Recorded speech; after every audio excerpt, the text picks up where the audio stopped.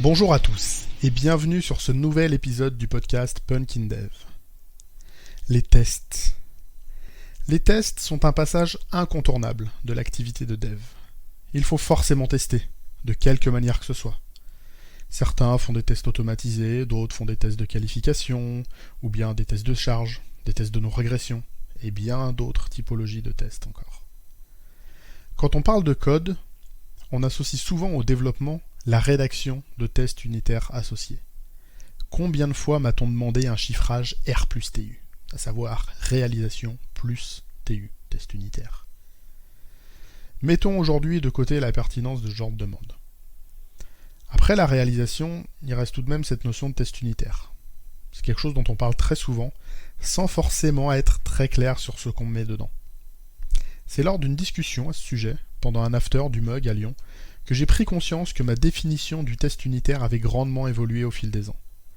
Tentons aujourd'hui de répondre à cette simple question. Mais en fait, c'est quoi un test unitaire ? Prenons d'abord le mot test. Qu'est-ce qu'on entend par test ?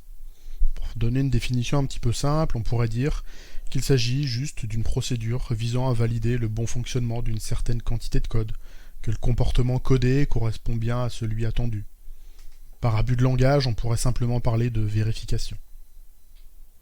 Mais il y a ensuite la notion d'unitaire. Qu'est-ce qu'on entend par unitaire ? Pour moi ici, l'idée c'est d'avoir un test qu'on peut considérer comme petit et léger, afin qu'il soit automatisable et réexécutable à volonté, sans passer des heures à attendre que la machine termine le travail.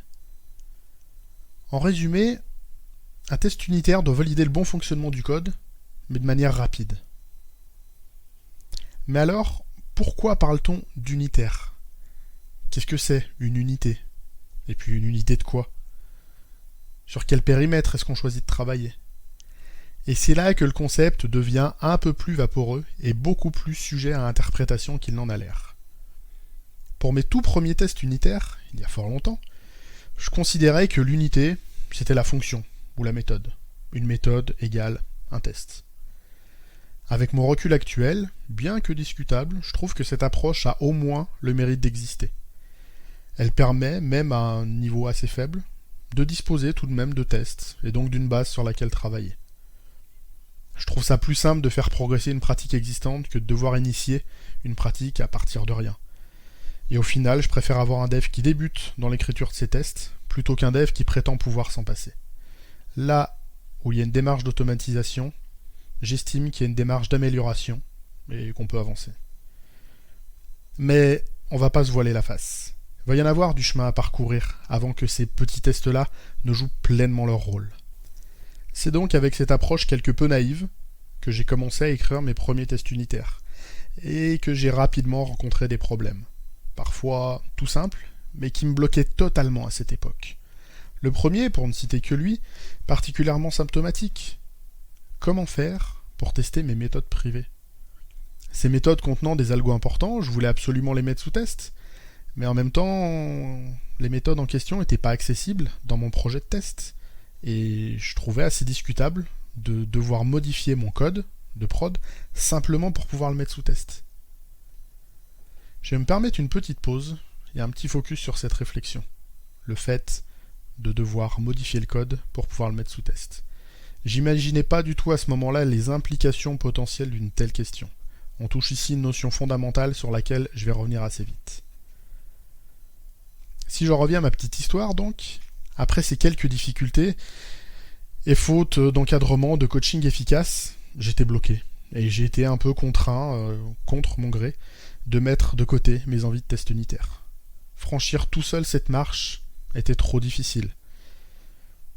J'aurais eu un lead dev, un coach, un formateur, juste un dev expérimenté qui m'aurait montré le chemin, qui m'aurait donné les bons sites, les bons bouquins à lire, j'aurais peut-être pu m'en sortir. Mais là, j'étais vraiment seul.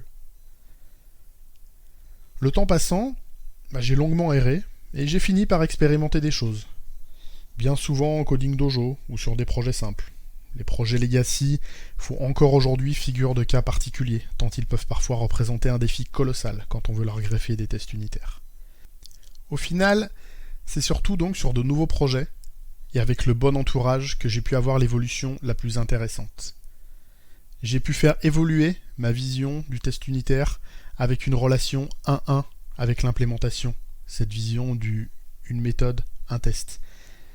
Et petit à petit, j'ai commencé à écrire des tests qui étaient moins en relation avec le code et plus en relation avec des comportements métiers.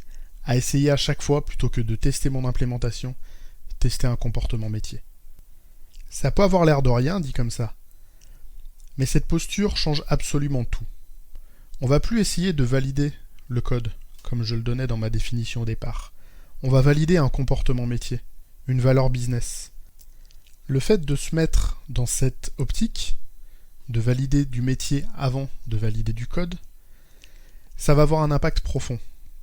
On va être obligé de poser beaucoup plus de questions au métier, au sachant métier, au PO. Et de ce comportement-là va découler un changement de vision de ces mêmes personnes vis-à-vis des développeurs. Le dev en général, bien souvent, dans beaucoup d'équipes, est considéré comme celui qui parle au code, qui parle à son écran et qui s'intéresse pas au métier, qui comprend pas la valeur business. Donc on lui demande pas de s'y intéresser. Et je pense pas que ce soit une bonne dynamique. À l'inverse, si vous commencez à écrire des tests purement métier, à valider des cas, vous allez devoir poser les questions. Comment on traite cette donnée? Comment on traite ce cas-là? Quel est le processus pour passer de tel cas à tel cas? Et le fait de poser ces questions, vraiment, ça va changer l'approche et le regard que le reste de l'équipe porte sur votre travail. Moi, je trouve ça vraiment très très important. Ça change beaucoup de choses. Mais ça n'en change pas que là. Ça en change aussi au niveau du code. Parce que mine de rien, quand on a des tests unitaires automatisables qui valident vraiment une valeur métier, on peut retransformer l'implémentation. Il n'y a pas de problème. On peut faire du refacto. On peut réécrire des blocs quand c'est difficile à maintenir. Le test unitaire est là pour valider que le fonctionnel, le fonctionnement global, est toujours bon. Un effet de bord de cette approche est qu'aujourd'hui, je ne me pose plus la question, par exemple, comment tester mes méthodes privées. Privé ou public, mon test s'en fiche et il va valider un comportement, pas une implémentation. De cette manière, mon implémentation, elle pourra évoluer, être mise au propre, voire être totalement réécrite si besoin. Je n'aurai pas besoin de reprendre mes tests, ça va pas les casser. De ce point de vue, sur mes expériences d'origine, j'avais raison de ne pas vouloir modifier mon code pour le mettre sous test. Ça aurait été une mauvaise solution à un vrai problème. En revanche, là où j'avais tort, c'est que le code doit être conçu pour pouvoir être testé simplement. Une des meilleures façons de rendre notre code facilement testable, c'est de s'occuper d'abord de l'aspect métier du code, du traitement métier pur. On va mettre du test là-dessus, on va faire notre implémentation, et ensuite seulement on travaillera sur toute la tuyauterie technique, les accès bases de données, les accès réseau, toutes ces choses-là. Mais d'abord, la valeur métier, par le test, par le code. Avec tout ce qu'on vient de voir, je pense qu'on peut s'essayer à une nouvelle définition du test unitaire. Aujourd'hui, quand je dis unitaire, personnellement, j'entends la plus petite unité de traitement métier possible. Un test unitaire ne va donc plus couvrir une fonction de méthode, mais un cas métier, une seule et unique typologie de données, avec un entrant reproductible et une sortie systématiquement prévisible. Pour résumer, je dirais donc qu'un test unitaire, ça va être un test simple qui ne couvre qu'un seul cas métier. Il doit être rapide d'exécution pour s'intégrer facilement dans un process d'automatisation. Et enfin, comme je l'ai déjà dit plusieurs fois, il ne doit tester qu'un comportement métier, jamais une implémentation. Mon code doit rester libre d'évoluer sans risque de casser la logique métier. Et ça, seuls des tests avec une orientation purement métier pourra vous y amener. Il reste encore la question de comment produire de tels tests, et ce sera pour de prochains épisodes dans lesquels je parlerai tour à tour de TDD, d'inversion de dépendance, de mock, de fake et tout un tas d'autres techniques qui permettent d'arriver là. Voilà ma contribution sur la notion de test unitaire. Comme vous le voyez, c'est pas si simple que ça en a l'air. J'espère que cet épisode vous aura plu, qu'il vous donnera envie de vous y mettre ou d'approfondir vos connaissances sur le testing. Pour vous entraîner, je vous invite vraiment à participer au Coding Dojo proche de chez vous. On progresse toujours mieux à plusieurs. A bientôt pour un prochain épisode. D'ici là, geekez bien, codez bien.